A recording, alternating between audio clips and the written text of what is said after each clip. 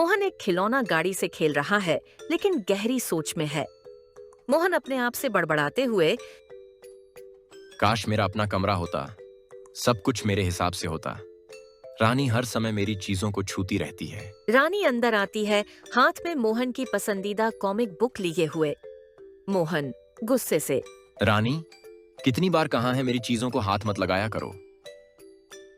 रानी नाराज होकर चली जाती है। मोहन को थोड़ा पछतावा होता है। मोहन अपने पिता के पास जाता है, जो सोफे पर बैठे अखबार पढ़ रहे हैं। मोहन झिझकते हुए, पापा, मुझे आपसे एक बात करनी है। पापा अखबार तह करते हुए, हाँ बेटा, बोलो, क्या बात है? मोहन पापा, मैं अपना अलग कमरा चाहता हूँ। रानी हर समय मेरी चीजें इधर उधर करती रहती हैं। मुझे अकेला कमरा चाहिए। पापा कुछ पल सोचते हैं और मुस्कुराते हैं। पापा धीरे से, मोहन, एक अलग कमरा लेना इतना आसान नहीं होता। घर में जगह का भी ख्याल रखना पड़ता है। तुम दोनों भाई बहन को मिलकर एडजस्ट करना होगा।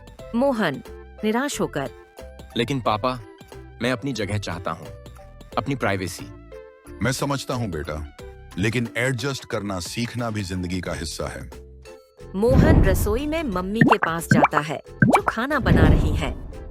मोहन परेशानी से, मम्मी, पापा मेरी बात नहीं समझ रहे। मैं अपना कमरा चाहता हूँ। मम्मी मुस्कुराते हुए दीगची में चम्मच चलाते हुए,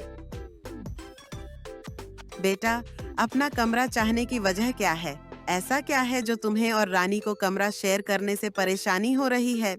मोहन सोचते हुए, वह मेरी चीजों को छूती रहती है। कभी मेरी कॉमिक बुक्स ले लेती है, कभी मेरी गाड़ी। मम्मी नरमी से, बेटा, कभी कभी छोटी छोटी बातों पर इतना गुस्सा करना जरूरी नहीं होता। तुम्हारे पास अपनी चीजें हैं और तुम्हारे पास रानी भी है, जो तुमसे प्यार करती है। अपनी बहन से मिलकर चलना सीखो। यह भी जिंदगी का एक महत्वपूर्ण हिस्सा है। मोहन गहरे विचार में डूब जाता है। मोहन बिस्तर पर लेटा हुआ छत की तरफ घूर रहा है। वह अपने माता पिता की बातों पर गौर कर रहा है। मोहन विचारों में, शायद पापा और मम्मी ठीक कह रहे हैं।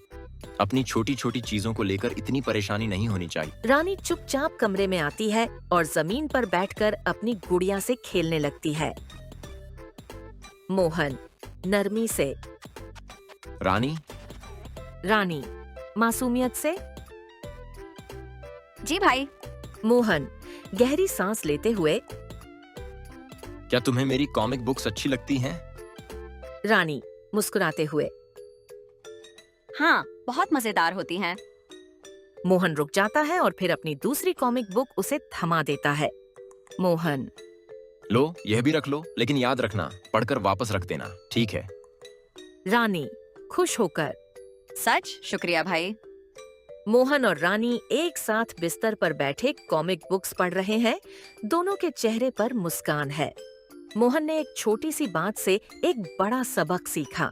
अगर हम सब मिलकर चलें, तो जिंदगी ज्यादा अच्छी और आसान हो जाती है।